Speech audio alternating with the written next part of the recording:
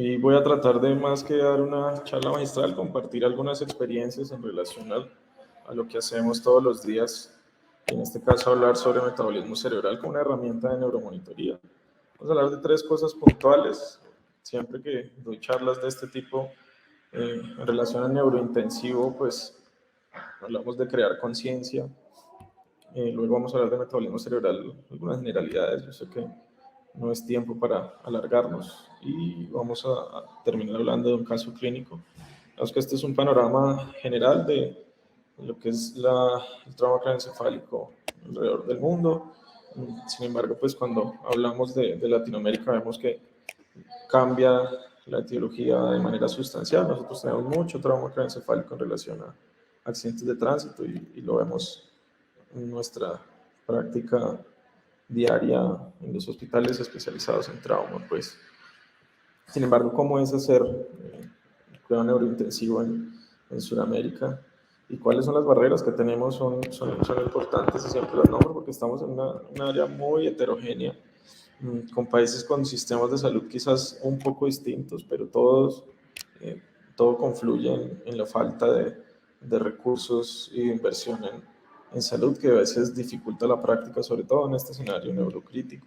Entonces tenemos muchos gaps, muchas barreras, desde lo público, político, hasta los recursos propios de nuestros hospitales en general. Obviamente hay excepciones, pero para el público en general. Y por eso cuando hacemos este tipo de estudios que incluyen Latinoamérica, sobre todo teniendo en cuenta el cuidado neurocrítico, nos damos cuenta de que a pesar de que existen y que son patologías muy similares, son pacientes un poco más mórbidos y que en general no tenemos los centros académicos necesarios para suplir las demandas en relación a este tipo de patologías. Recomiendan que en general debería haber un centro académico por cada 1.000.000 de habitantes en las ciudades, por lo general. Y pues quienes también cuidan a estos pacientes a nivel de nuestras unidades a veces no son las personas idóneas, y por eso el incentivo de nosotros de estar formándonos en esta área, y no solo formarnos nosotros, sino garantizar la formación para todo el grupo en general, de quien también dependen los desenlaces en gran medida. Se fijan cómo cambia el número o la relación entre pacientes y enfermeros, inclusive entre un turno de la mañana y un turno de la noche, pues varía mucho en nuestro medio. Y por ende, cuando hacen este tipo de estudios, se dan cuenta que la mortalidad en estos pacientes es mayor que en muchas otras áreas y en países con un poco más de desarrollo económico con respecto al nuestro. Y se fijan el hecho de enfermarse de una patología neurocrítica es inclusive un factor de riesgo en Latinoamérica versus Norteamérica. Este es un estudio local sobre la capacidad operativa de algunas unidades de cuidado intensivo de Colombia y Latinoamérica. Y se fijan, muy pocos tienen especialidad o algún tipo de formación en neurocrítico. Esta es la manera como se monitorizan en algunas de estas unidades. Sorpresivamente, no todas tienen Doppler transcranial, no todos tienen la misma monitoría, y eso pues hace parte del manejo de estos pacientes. Y es importante porque, si se fijan, existen ya papers sobre la especialidad de las unidades de cuidado intensivo en patología neurocrítica, cambiando desenlaces en algunos pacientes. Sin embargo, obviamente esto consume recursos, consume un recurso físico como humano importante, y dependiendo del tipo de unidad que tengamos, pues vamos a entender que los desenlaces van a ser distintos, y todo va a depender no solo del recurso humano, sino del recurso financiero. En general, cuando hablamos de la neuromonitoría, pues ustedes ya saben que tenemos distintos aspectos y que va desde lo simple a lo complejo, que nos implica tomar decisiones tanto directas como remotas a la cabecera del paciente.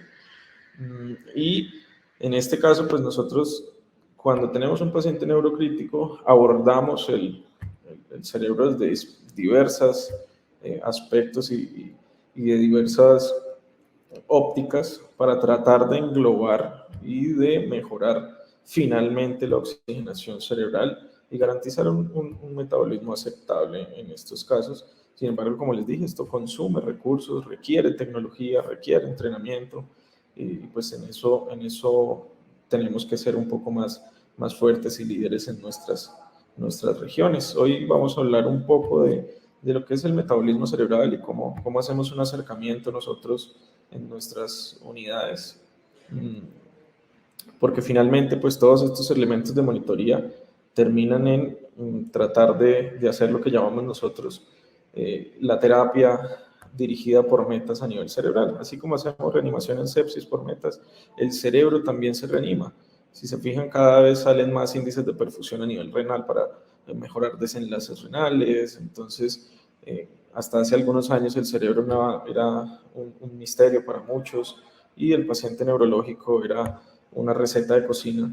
Sin embargo, en la medida en que nos hemos dado cuenta y mejorado nuestra calidad del cuidado de estos pacientes, pues tendemos a hacer cosas distintas. Y este es un estudio muy interesante, reciente, de una corte pequeña, sobre cómo cambian los desenlaces en los pacientes que se reaniman guiados por metas, es decir, viendo qué se hace, cómo cambia la oxigenación cerebral, cómo cambia el metabolismo cerebral versus el estándar de cuidado después de un paro cardiorrespiratorio, y todo eso se refleja en mejores medidas o más estables, por lo menos en cuanto a presión de perfusión cerebral, oxigenación cerebral, y finalmente terminan en desenlaces neurológicos un poco más favorables que si lo hiciéramos con un estándar de cuidado. Cuando hablamos de metabolismo cerebral, pues lo evaluamos habitualmente desde el gold estándar, es la microdiálisis, que es simplemente un catéter que mide el metabolismo regional. Sin embargo, es muy costoso y no siempre es posible a la práctica clínica. Creo que muy pocos centros lo tienen y es más como para experimentación que para tomar decisiones a la cabeza del paciente. Ojalá algún día podamos llegar a tener dispositivos que nos permitan tomar decisiones a la cabeza del paciente de este tipo, que son muy precisos. Sin embargo, lo traje para tratar de que vean que las crisis metabólicas en cuanto al metabolismo anaerobio cerebral, pues producen desenlaces desfavorables y generan mayor mortalidad en estos pacientes y sobre todo menos probabilidad de tener funcionalidad, que finalmente es lo que queremos con nuestros pacientes. Esto es un slide muy sencillo para contarles que hasta la década de los 80 lo que se enseñaba en las escuelas de cuidado intensivo sobre el metabolismo en general y el ciclo Krebs era que simplemente el lactato era un producto de desecho del metabolismo en general y anaerobio. Siempre la producción de lactato era de origen anaerobio y no había ninguna otra posibilidad y se despreciaba mucho. Entonces, la única forma de producir energía efectiva era a través del ciclo de Krebs sin ningún otro tipo de posibilidades. En esta 1980 pues se dio este fenómeno y empezaron a salir distintos papers, sobre todo a nivel cerebral. Antes se hacían sobre el músculo y entonces por eso creían que el cerebro tenía el mismo metabolismo de todos los demás órganos, pero no, se dieron cuenta con el tiempo que el cerebro es capaz de usar el lactato cuando se activan las neuronas y producir energía a través de esta mediante una vía aeróbica y no anaeróbica. Entonces, tanto así que ya sabemos que más o menos en personas sanas el 10 al 15% del metabolismo energético cerebral es por vía del metabolismo del lactato y que puede aumentar casi el 60% con concentraciones plasmáticas suprafisiológicas. Todo esto se hace a través de mediciones por moléculas marcadas y seguimiento al respecto. Entonces ya es casi claro que a partir de la década de los 80 hasta acá venimos hablando de un proceso glicolítico aeróbico y un proceso de glicólisis anaeróbica para la producción de energía, y eso hace parte de nuestro pensar diario. Entonces se dieron cuenta que los astrocitos eran capaces de captar el lactato y a través de los receptores de MST y las lanzaderas de lactato enviarlo a las neuronas, a las otras neuronas para tratar de que ellas lo utilicen como mecanismo de energía. Esto es un esquema muy simple al respecto. Entonces, si se dan cuenta, se activa la bomba sodio y potasio ATPasa y posteriormente pues, se produce el lactato de manera aeróbica y produce energía neuronal que es capaz de utilizarse por el cerebro. Nuestro trabajo quizás en la unidad es tratar de ver si la producción de lactato cerebral es de origen aeróbico o anaeróbico y si las condiciones en las que está mi paciente son de estrés y compensación fisiológica o realmente está produciendo anaerobiosis, la injuria que tiene en ese momento y saber si nos preocupamos o no. Como lo hacemos normalmente nosotros a través de un catéter yugular ascendente que se pone en el bulbo de la yugular.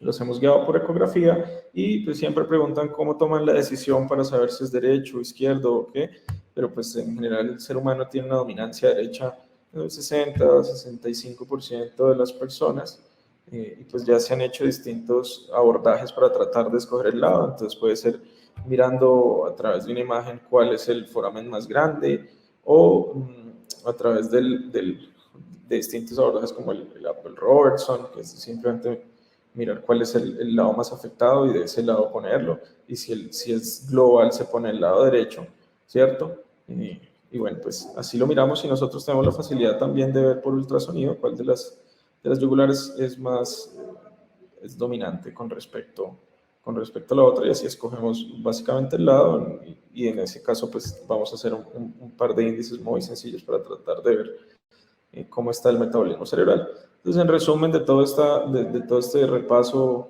fisiopatológico en el cual la glucosa, pues como fuente de energía, puede entrar a los astrocitos y estos producir lactato y el lactato ser transportado a las neuronas para que sea aprovechado como metabolito energético en un cierto porcentaje de la población. Esto es de los pacientes, pues esto es importante porque ya el lactato pasa de ser un villano a ser simplemente un metabolito fisiológico.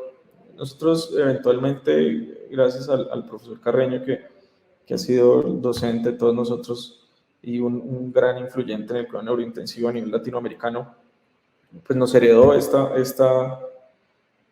estos mecanismos por los cuales nosotros podemos hacer el análisis del metabolismo cerebral. Entonces tenemos esto ya sistematizado, donde tomamos una muestra del yugular ascendente, una muestra arterial y pues eventualmente también una muestra del catéter central. Aquí se analizan arterios yugulares y se insertan todos los datos para tratar de mirar cómo está el metabolismo cerebral a través de distintos índices que ya vamos a desglosar un poquito para entender lo del metabolismo del cerebro medio desde esta perspectiva. Entonces tenemos índices y tenemos diferencias arterios-yugulares de lactato, diferencias arterios-yugulares de glucosa y índices que se sacan a través de estas diferencias. Entonces está el índice de oxígeno glucosa, el índice de lactato glucosa y el índice de lactato oxígeno, que cada uno de estos, dependiendo del valor, me va a decir si la producción de lactato cerebral en ese momento es aeróbico o anaeróbico, si el metabolismo en general es aeróbico. ¿Qué hay que tener en cuenta en estos índices? Fundamentalmente, vamos a nombrarlo rápidamente. Este es pues nuestro querido profesor Carreño que partió tempranamente, pero dejó un legado importante y que queremos mantener en el tiempo. Entonces empezamos con los índices, con las diferencias. Entonces lo primero que hacemos, yo siempre trato de que las personas que rotan conmigo hagan todos estos cálculos manuales inicialmente para tratar de entender todo el proceso. Entonces, lo primero que hacemos es sacar la diferencia arterio-yugular de glucosa y la arterio-yugular de lactato. Si el valor es positivo, habla más de captación cerebral de cualquiera de las dos sustancias, y si hablamos de un valor negativo, pues estamos hablando que el cerebro está produciendo liberación de lactato. Después viene el trabajo de saber si es, en términos generales, aeróbico o anaeróbico. Tenemos las diferencias arteriovenosas de oxígeno y con eso pues podemos sacar la tasa de extracción de oxígeno, que también permite orientar todo el abordaje del paciente en relación también a la hipoxia cerebral y el tipo de hipoxia que tiene, pero pues vamos a centrarnos más que todo en general en el metabolismo. Entonces, luego de sacar las diferencias arteriolares de oxígeno, arteriovenosas de oxígeno, a través de los índices que les mencioné, es simplemente restar el valor del lactato arterial menos el lactato venoso yugular. Entonces, importante tener en cuenta en este punto que este es el índice, uno de los índices más importantes, el índice de oxígeno-glucosa, que se saca dividiendo la diferencia de la división entre la diferencia arteriovenosa de oxígeno y la diferencia arterio-yugular de glucosa, y recordar que por cada molécula de glucosa se requieren 6 moléculas de oxígeno para ser oxidadas. Si el valor da menos de 6, posiblemente el metabolismo es anaerobio, y si da más de 6, quiere decir que el cerebro está usando otras fuentes de energía como el lactato para su metabolismo. Entonces, en eso se basa la interpretación, que no es solo una interpretación única, sino que se va con los demás índices. Entonces, para que se los aprendan más fácilmente, uno siempre ve el índice LGI, o sea, arriba va la diferencia, o sea, la diferencia arterioyugular de lactato sobre la diferencia arteriovenosa de glucosa, y dependiendo de el valor que nos dé, si es positivo o negativo, pues vamos a saber si es anaeróbico o aeróbico, y se interpreta como que la generación de lactato a partir de glucosa es este índice básicamente. Y por último, el índice de lactato oxígeno, que también se saca mediante la diferencia arterioveno-yugular de lactato sobre la diferencia arteriovenosa de oxígeno. Y un índice adicional, que es el delta S2, que se ha relacionado también con hipoperfusión a nivel cerebral, por lo general en algunos estudios por encima de 9 es indicativo de algo de hipoperfusión o de metabolismo anaeróbico, porque simplemente implica mayor producción de CO2 a través del cerebro. Y al final, me gusta tener algoritmos mentales al respecto. Tenemos la gasimetría arterioyugular. Lo primero que hacemos es ver las diferencias, y si esas diferencias nos indican una producción de lactato cerebral aumentada, porque por lo general se vuelven casi que negativas, vamos a los índices, el índice de oxígeno-glucosa, el índice de lactato-oxígeno, el índice de lactato-glucosa, y entonces tenemos al final un raciocinio sobre la glicólisis, si es anaerobia, en caso de que el oxígeno-glucosa sea menor de 6, si el índice de lactato-oxígeno es negativo, si el índice de lactato-glucosa es negativo, y si el gap de CO2 es mayor de 9. Ojo, que pongo aparte la monitoría de la oxigenación cerebral, lo pongo aparte de esto a un lado simplemente porque es todo dentro de este contexto. Esto no se puede interpretar de manera aislada, sino dentro del contexto. Recuerden que son herramientas de monitoría, y quien las interpreta es el médico, que es el que trata de entender la fisiología y la fisiopatología del paciente en ese momento. Entonces, todo este contexto del metabolismo tiene que englobarse dentro de la monitoría de la oxigenación cerebral, sea por PTI2, sea porque la saturación venosa de oxígeno está en un nivel crítico, o pues a través de monitoría no invasiva como el NIRS, que digamos que hablar de cada una de ellas sería una charla distinta. Un caso clínico de lo que hacemos normalmente para terminar: 34 años, femenina. Fue un caso atípico realmente, que no acostumbramos a tener pacientes en traslado primario, pero llegó a un traslado primario de otra entidad de cirugía plástica. No teníamos mucha información y nos llaman de urgencias porque creen que la paciente está en muerte encefálica. El contexto es un posoperatorio, un retiro de biopolímeros. Al parecer, tiempo de no flujo, es decir, el tiempo en que se inicia la reanimación, fue óptimo, menos de 3 minutos, y el tiempo de isquemia o reanimación fueron más o menos 30 minutos según la poca información que teníamos. En ese momento ingresan muy malas condiciones generales, un examen físico neurológico que impresionaba una injuria cerebral severa. Sin embargo, hicimos Doppler transcraneal en ese momento y nos dimos cuenta que tenía unas velocidades de flujo bastante aceptables, y no tenían ni signos de hipertensión endocrinal ni de muerte encefálica. Por ende, llevamos rápidamente a resonancia y encontramos estas lesiones y estas restricciones de la difusión, sobre todo a nivel occipital y muy corticales, que sugerían algo de encefalopatía hipóxico-isquémica temprana en el transcurso de su enfermedad. Esto fue la radiografía de ingreso. Si se fijan, tenía el tubo orotraqueal selectivo y con edema pulmonar importante. Posiblemente la causa del paro fue hipoxemia severa en ese momento. Eso es un par de días después. Se inició monitoría de catéter yugular ascendente a través de metabolismo cerebral, y si se fijan, una de las, digamos, cuando hablamos de los pros y los contras de todo este tipo de dispositivos, uno a tener en cuenta es la malposición. En este caso nos dimos cuenta tempranamente y se retiró para que quedara posicionado de manera apropiada sobre la mastoides, y así se inició la monitoría. Si se fijan, esto es básicamente lo que hacemos normalmente. El paciente con metabolismo inicialmente aeróbico, si se fijan, los índices de oxígeno glucosa estaban por encima de 6, lo que quiere decir que estaba produciendo lactato o alguna otra fuente de energía del cerebro. Sin embargo, no estaba teniendo repercusiones en ese momento de metabolismo anaeróbico. Quiere decir que la paciente, con todo lo que se le hizo, porque hizo disfunción miocárdica, se inició butamina, se inició vasopresor para mantener presiones de perfusión cerebral aceptables, se inició monitoría de oxigenación cerebral, todo lo que se hizo estuvo apropiado y en términos generales pues hubo una reanimación cerebral aceptable. Si se fijan con el tiempo, los índices empezaron a poner algo negativos, pensamos que tenía algo de metabolismo aeróbico y todo posiblemente en relación al descenso progresivo de la hemoglobina. En este punto, al tercer día, la hemoglobina estaba en 7,8, veníamos de 11,2, transfundió una unidad y el metabolismo otra vez volvió a comportarse de manera aeróbica, y finalmente, después de todo esto, se despertó, se pudo extubar y fue la descripción literal de su último día de hospitalización para enviarse a la casa después de esta tragedia. Quedó con muy pocas secuelas neurológicas.